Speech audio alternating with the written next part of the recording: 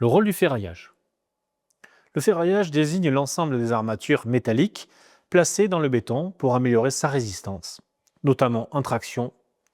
Contrairement au béton seul, qui est très résistant en compression, mais très fragile en traction, l'ajout d'acier permet d'équilibrer les contraintes et d'assurer la solidité de l'ouvrage.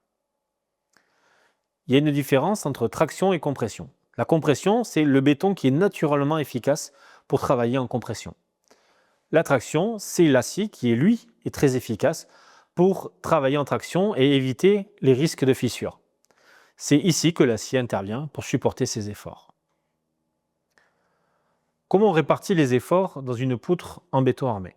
Vous avez sur une poutre en béton armé une fibre supérieure et une fibre inférieure. Le schéma ci-joint montre le ferraillage d'une poutre avec l'indication des zones de compression et de traction. Nous avons une zone de compression en haut en rouge et une zone de traction en bas en jaune. Les armatures longitudinales bleues en bas et les armatures de compression en pointillé en haut. Et enfin les étriers qui sont des traits verticaux en pointillé. Vous trouverez aussi une photo illustrant une poutre en béton cassée sous son propre poids sans armature. On observe une fracture importante au centre, avec des morceaux de béton détachés et tombés en sol. Cette image met en évidence l'importance du ferraillage pour prévenir de telles défaillances structurelles. Vous trouverez un schéma classique qui montre une zone comprimée en haut, une zone tendue en bas, et enfin la position des barres d'acier placées là où il y a traction. Nous avons plusieurs types d'armatures. Les armatures longitudinales qui sont disposées parallèlement à l'axe de la structure et transversales, les étriers, qui elles maintiennent les barres longitudinales et empêchent le cisaillement.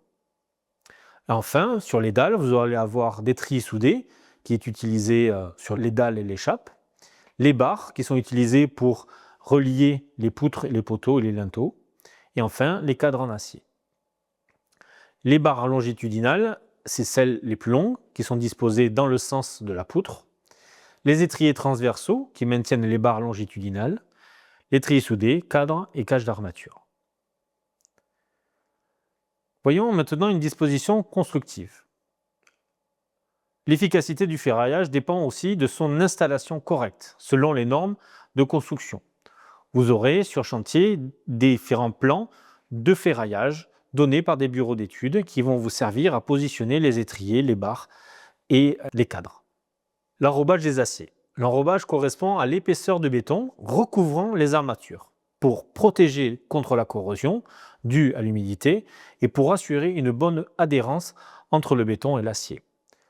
En général, l'enrobage est de 3 cm. Un plan d'armature de poutre illustrant ainsi les barres longitudinales et les étriers. Vous aurez aussi un plan d'armature de dalle avec les trilles soudés et un plan d'armature de poteau montrant des barres verticales et des cadres transversaux. Ce qu'il faut retenir, c'est que le ferraillage est un élément essentiel à la construction du béton armé. Un bon dimensionnement et une mise en œuvre rigoureuse garantissent la sécurité, la durabilité et la résistance des ouvrages.